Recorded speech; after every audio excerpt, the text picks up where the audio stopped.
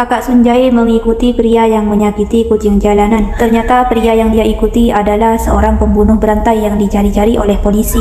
Dan dia melihat ada kapalan di jari telunjuk pembunuh itu. Ujian selesai dilaksanakan dan Haya sangat ragu untuk mengumpulkan kertas ujiannya. Dia menatap Sunjai penuh tanda tanya. Pengacara ini memarahi putra pertamanya karena dia tidak jujur bahwa sang putra bukanlah pembunuh melainkan saksi. Sunjai marah kepada ibunya karena bisa-bisanya sang ibu memberikan lembar jawaban soal. Direktur mengadakan sebuah acara untuk Pak Choi, di mana acara itu akan dihadiri oleh ribuan orang sebagai tanda kembalinya Pak Choi ke dunia pendidikan. Pak Choi memutuskan untuk menginap di rumah Heng Sun, tapi dengan berat Pak Choi harus menerima ketika harus tidur dengan adik Heng Sun. Sunjai menangis karena harus mengikuti saran ibunya untuk curang dalam ujian. Tengah malam ketika dirasa adik Heng Sun sudah tidur, Pak Choi pindah ke kamar Heng Sun. Meskipun awalnya menolak, tapi akhirnya Heng Sun mau berbagi ranjang dengan Pak Choi. Wali kelas memarahi Haya karena bisa-bisanya Haya mengumpulkan lembar jawaban kosong. Padahal mata pelajaran ini adalah pelajaran yang sangat dikuasai oleh Haya. Kedua detektif ini mengkonfirmasi ucapan kakak Sunjai bahwa dia benar-benar membawa kucing jalanan ke rumah sakit, dan ternyata hal itu terbukti benar. Heng Sun kembali karena ada hal yang dia lupa, tapi dia dikejutkan dengan Pak Ji yang membuang makanannya ke tong sampah. Melihat hal itu membuat Heng Sun yakin akan firasatnya. Mendengar Sunjai mengatakan bahwa dia membagikan lembar jawabannya kepada Haya membuat sang ibu marah. Ibu Sunjai menemui Haya dan dia meminta Haya untuk tidak membocorkan tentang lembar jawaban itu, tapi Haya tidak mau dan berkata telah mengosongkan lembar jawaban. Pak Choi mencoba menenangkan Heng Sun karena Haya sudah tidak pulang semalaman dan tidak bisa dihubungi. Wali kelas mengatakan kepada Heng Sun bahwa Haya mengumpulkan lembar jawaban kosong dan hal itu sangat tidak biasa. Ternyata di malam Haya tidak dapat dihubungi, Pak Ji mengarahkan ketepel ke arah Heng Sun dan hal itu dilihat oleh Haya. Dia lari dari kejaran Pak Ji hingga tertabrak mobil. Heng Sun langsung menangis ketika mengetahui bahwa Haya berada di rumah sakit dan sedang menjalani operasi, dan Haya dinyatakan koma. Wali kelas memberi pengumuman bahwa Haya berada di rumah sakit karena mengalami kecelakaan. Mendengar hal itu membuat Sunjai langsung berlari keluar kelas. Detektif menyerahkan ponsel Haya. Di sana tertulis surat wasiat Haya, sehingga kasus Haya diduga bunuh diri bukan pembunuhan. Sunjai marah kepada ibunya karena dia menduga Haya bunuh diri karena lembar jawaban yang diberikan olehnya. Heng Sun menemukan sebuah noda tinta di tangan Haya dan tinta itu tidak mudah dihilangkan. Karena merasa bersalah pada Haya, Sunjai memutuskan untuk bunuh diri, tapi temannya menggagalkan aksi bunuh dirinya sehingga mereka berkelahi. Pak Choi menunjukkan noda tinta di tangan Haya dan Haya tidak memiliki pulpen dengan warna itu karena sudah berbohong dan mengambil keputusan tanpa memberitahukan kepada Pak Choi, sehingga dengan terpaksa Pak Ji diberhentikan. Pak Choi menghadiri pemeriksaan dari polisi tentang terbunuhnya seorang guru yang sempat membenci Pak Choi. Mereka memeriksa tangan Pak Choi dan tidak ditemukan kapalan di sana. Pak Ji menyalurkan amarahnya pada seisi rumahnya karena kecewa setelah apa yang dia lakukan untuk Pak Choi, dirinya dicampakkan. Beberapa tahun yang lalu ketika Pak Ji menghadiri pemakaman muridnya yang bunuh diri, dia didatangi oleh adik dari siswa yang bunuh diri, dan anak kecil itu adalah Pak Ji. Ketika sedang meneliti matematika yang disiapkan oleh Pak Ji, Pak Choi melihat noda tinta di kertas dan warna tinta itu sama dengan yang ada di tangan Haya. Ibu kandung Haya tiba-tiba datang dan dia menyalahkan Heng Sun atas tragedi yang menimpa putrinya tanpa malu bahwa selama ini Heng Sun yang merawatnya. Detektif mulai menyelidiki kediaman lama Pak Ji dan satpam membeberkan bahwa sedari kecil Pak Ji suka sekali bermain bola logam. Seluruh pengajar berkumpul dan Sunjai diturunkan dari peringkat pertamanya. Pak Ji mendatangi Pak Choi untuk meminta maaf, dan ketika berjabat tangan Pak Choi fokus pada jari telunjuk Pak Ji guna memastikan adanya kapalan di sana. Pada Heng Sun, Pak Choi menunjukkan buku Pak Ji dengan warna tinta yang sama seperti warna tinta di tangan Haya. Pak Ji tidak tahu bahwa Pak Choi mengikutinya hingga dia masuk ke dalam rumahnya.